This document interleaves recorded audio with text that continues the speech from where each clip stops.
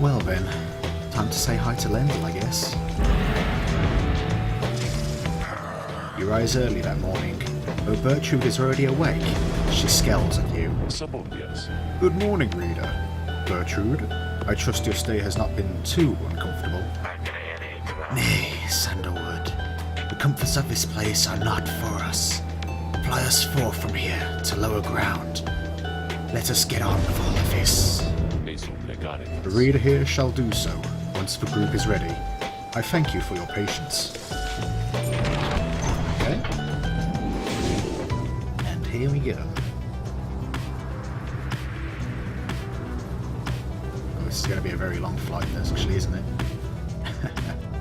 Just got some new things to see along the way, at least. Soaring far above Sklorian shore, you notice Pyre gazing down at the frozen cliffs below.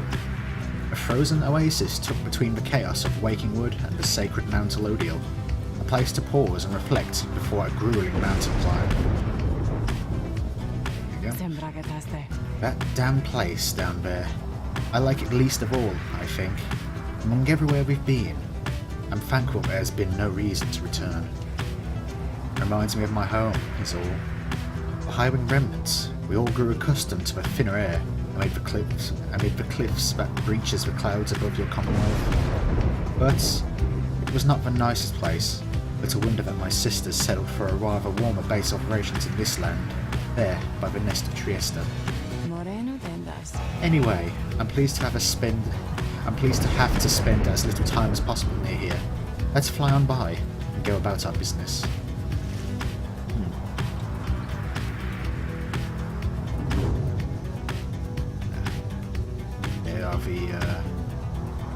What are their name? Horrible people they are, at least. And there goes for chastity.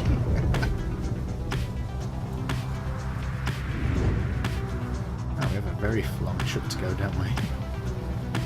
This is all back towards the, almost to the starting area, I believe.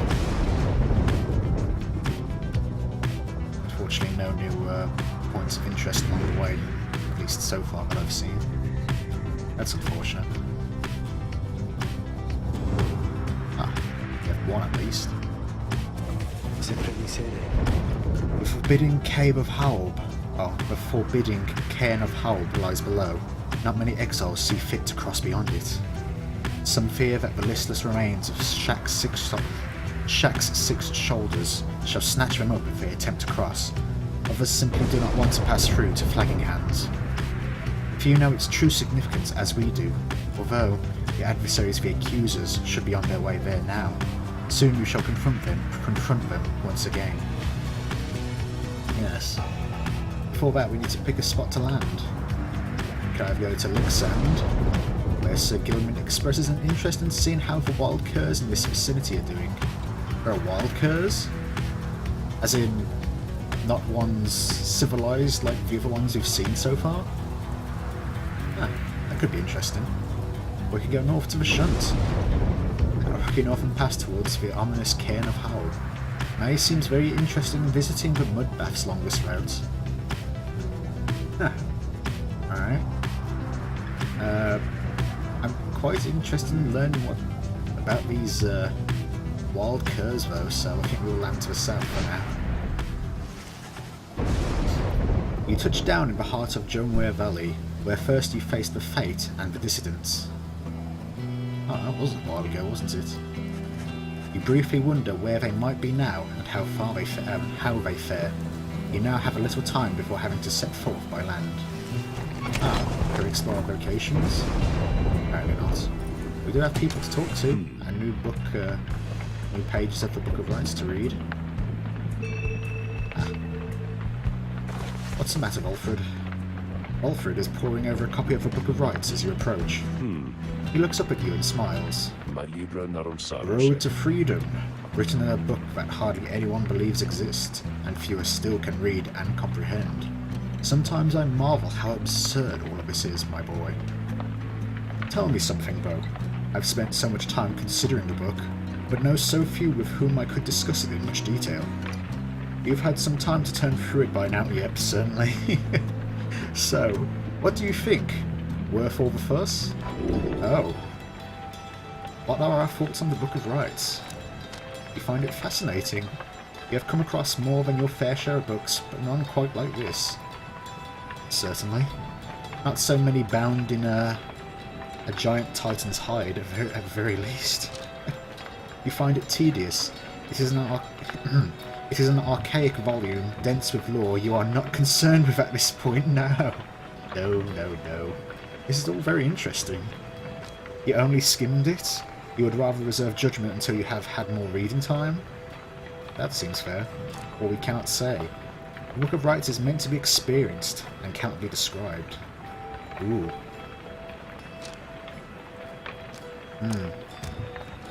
Being of a background of being a reader, I can certainly see either the first, third or fourth option being very applicable.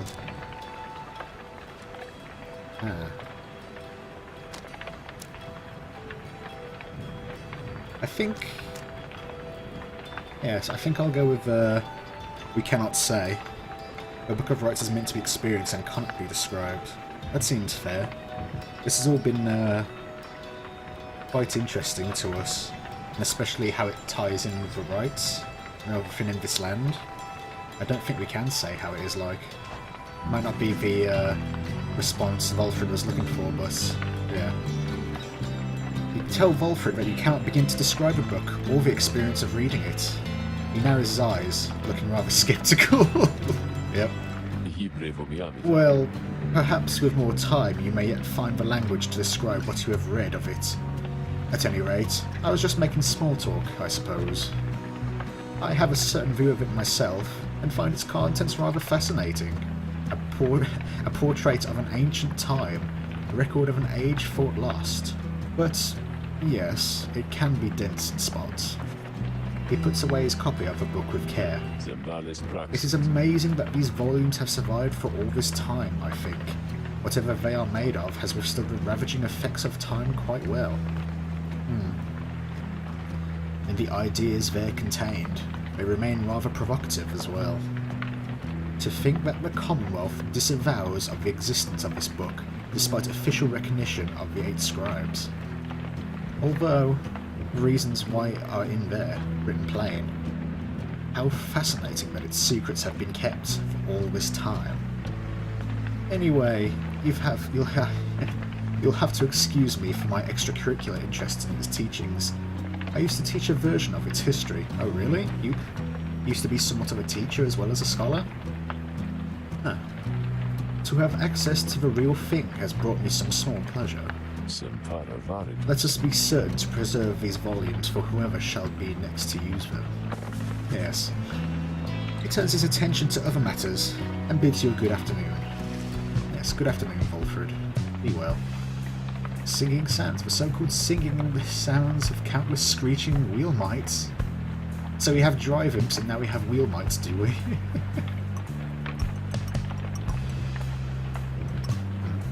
Very interesting. And a new page of the book. Or maybe pages, yet to see. Joanware Valley, in the words of Molten Millith, the Wild Witch. The Damside Prairie first appears serene. It is not. The soil there accommodates only the region's brutish native vines and underbrush. Most likely food sources prove poisonous. Thus, we journeyed further north. The climate there grew fouler to my senses, where the Kerr Joanware found it amenable. This sprawling valley, topped with long evaporated lakes, gives evidence to the monstrosities which roam this land. We found the region's western edge to be more pleasant, on the whole. Therein we found sources of fresh water, whereas over to the east we found the edge of the land's most hideous decay. Oh, these are out of order. Makes sense though. It'd update for where we've been, considering from the start of the game. So it makes sense that this is right at the start. Nevertheless, there's a reason we're here. We take some of the afternoon to survey the area with Sir Gilman. We observe many curs off in the distance, driven half wild from the heat. I guess it must be very humid considering it's raining as well. Alas, that... Sorry. I'm never going to get these voices right, am I?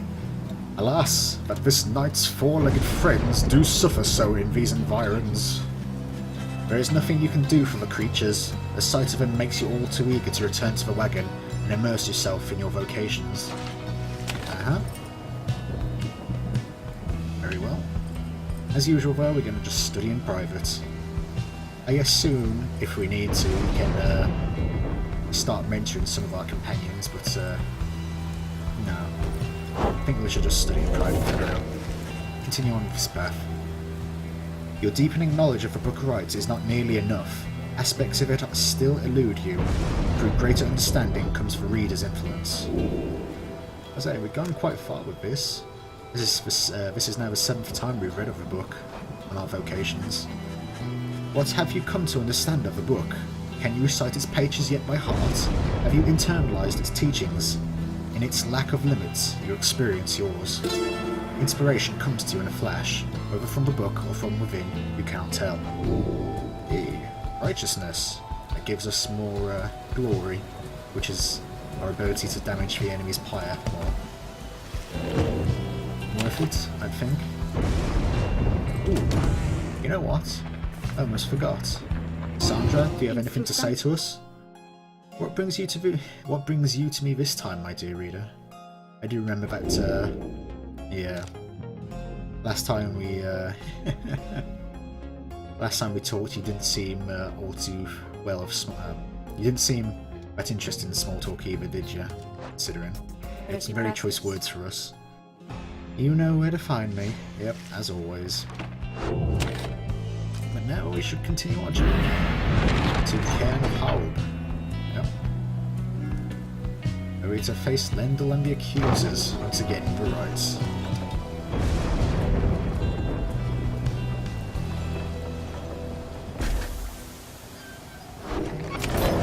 Oh, and also to say hi to Ron as well. And more pages and more people to talk to. Very busy. Ooh. Xylophones. Would that we all could become musical instruments ere our bones turn to dust. A keepsake from Jungle Valley. Oh, interesting. Sorry, Sir Gilbert. I'm going to read every book first. The Cairn of Haub, in the words of Luce Glorian Hundredminds, the scholar. How ironic that the shattered remains of a bone titan's shack's 6 shoulders, which once stood vigilant over the archway into flagging hands, remain now as foreboding as when that horrid monster still possessed unnatural life. After little Haub dispatched the bone titan in a feat of ingenuity, Shax's pieces fell into the valley floor, forming a set of standing stones which Haub marked. Further, traces of the giant's glacial blood coagulated into the perfect frozen drops which still shimmer in the darkness. 6 shoulders seems to start reanimating when the stars above him dance a certain way. Paint the sigil then in the shining light. Okay. And yeah, since this is one of the earlier landmarks that we passed, it is once again earlier on in this chapter of the book. Yep.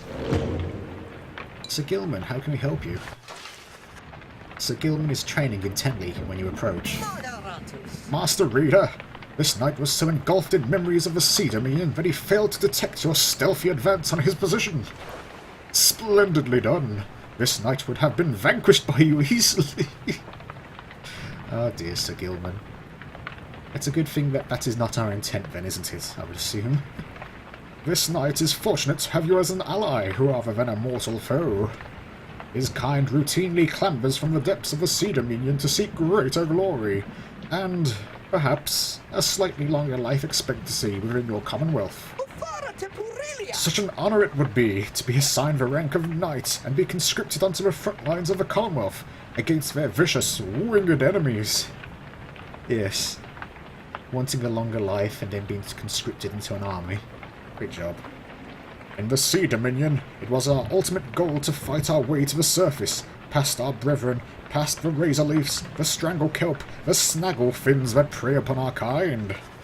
Sir Gilman continues listing undersea dangers and terrors for some time.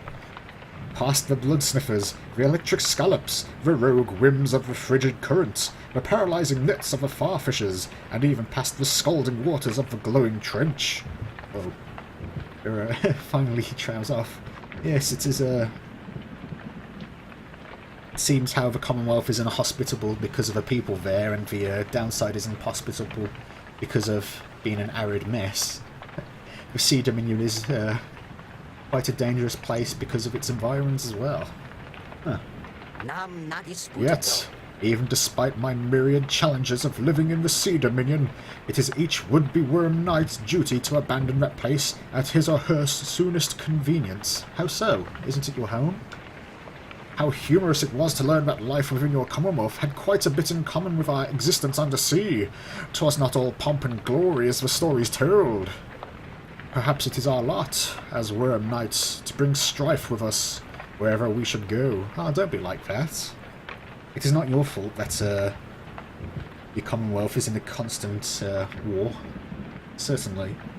Although, I suppose, being honour-bound as you are, when you've been asked to fight in its armies, you're all but too ready to oblige. It is certainly not your fault. If you wished for an easier life, you should certainly go for it. No one's going to... Well, it's the Commonwealth. They would... I probably wouldn't look too kindly of you trying to shirk your, quote, duties, I guess. For even here, it seems, is our kind pitted both against our brethren and all others. He remained silent for a while. But then... Ah, well, it is fortunate that this knight found within this place so fine a company as yours. It is a most different change of pace to strive towards a common purpose, rather than strive constantly to outperform each other toward one's own self-gain. Although, to the extent we are competing still, this knight shall ever strike to take the lead. Make no mistake about that, Master Reader. This knight was born to be the very best, like no one ever was. Just like all the billions like him. Now he is off to steal himself. Your pardon, Master Reader. He scoots off somewhere to continue with his self-made training regime. Ah, +1 quickness. Isn't he already quite quick, though? I suppose every little bit helps. But now... you got someone else you must talk to. Hey Ron, buddy. How's it been going? Whoa! Hey guys! Let me tell you something real quick. Now... oh. Ominous lightning. Now, I happen to have heard that Mr. Greentail, he's moved on. Or something like that, right? Well, I just want you to know, he was one of my most favourite customers, and because of that, I'm giving you the same great deals, okay? Yes. It's not like we can take our business elsewhere, Ron, but thank you very much. Once again, the same great prices on all your items. Well, to be fair, where else are we going to spend our money? Nah. Well.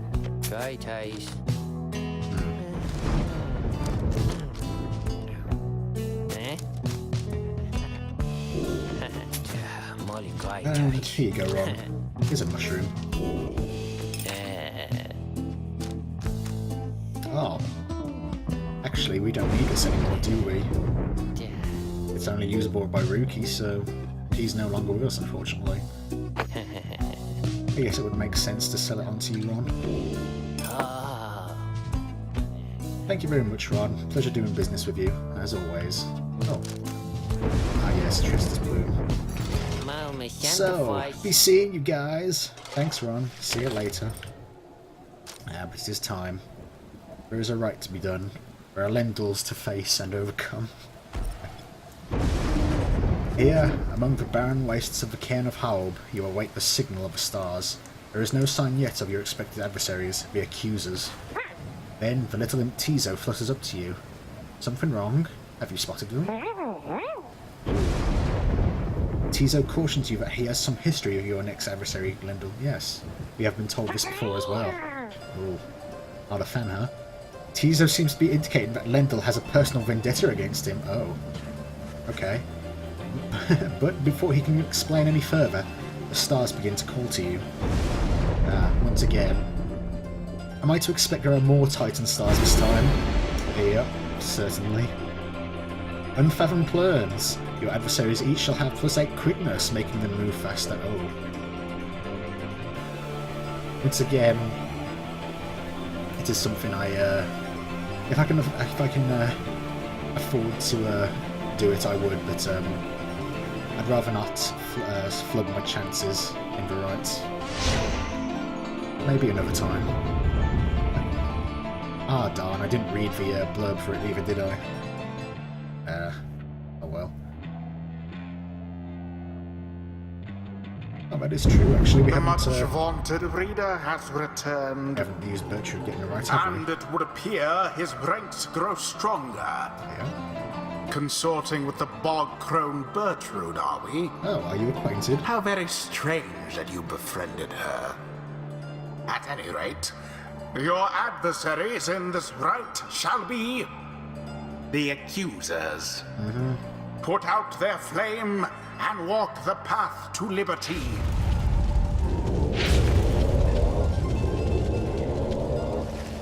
Your companions are assembled and ready for the rites to commence. However, there is still no sign of your adversaries, the accusers. Oh? Are they not going to show? The little imp Tizo screeches something, cautioning you all to stay alert. Ah. But then, Swan leaps forth from the shadows. He grabs at his mask.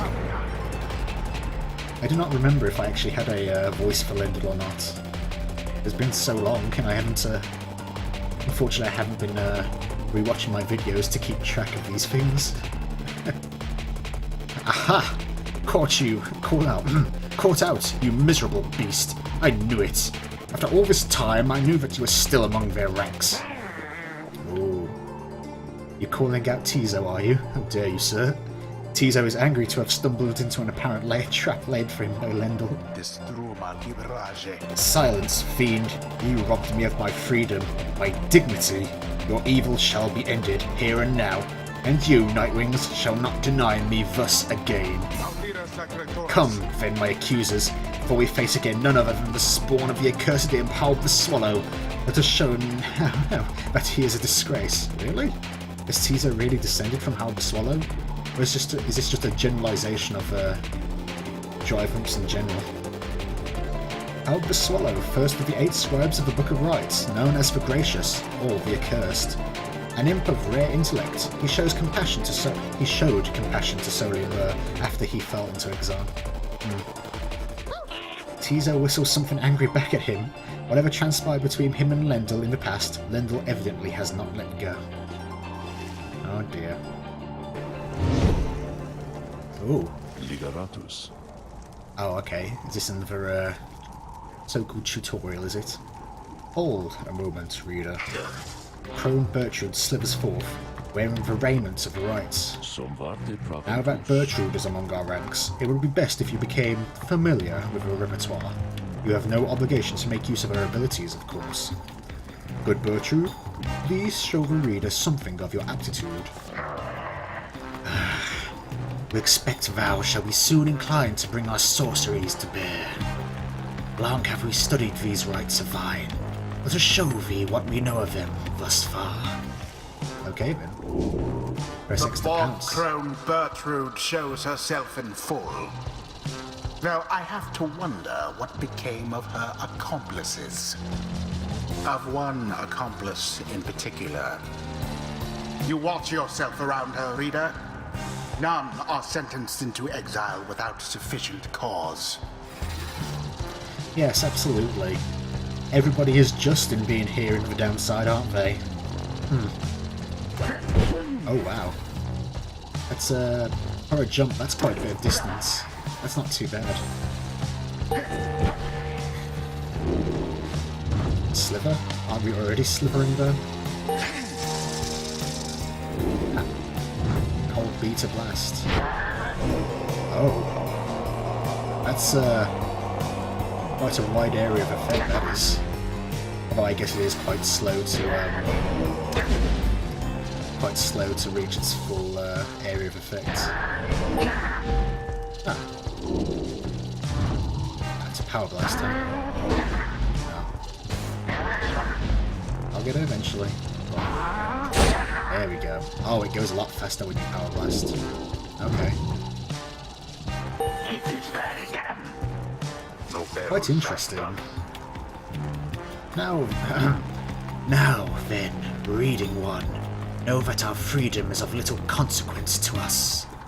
We side with ye because of Sandalwood, because of his plan. We shall aid ye in the rights, and we shall aid ye in that plan. Thus, we are at thy disposal, and await thy bidding. I'm pretty sure that's not the original voice I gave to her. Who shall conduct all that this time right? ago. Huh. Oh well.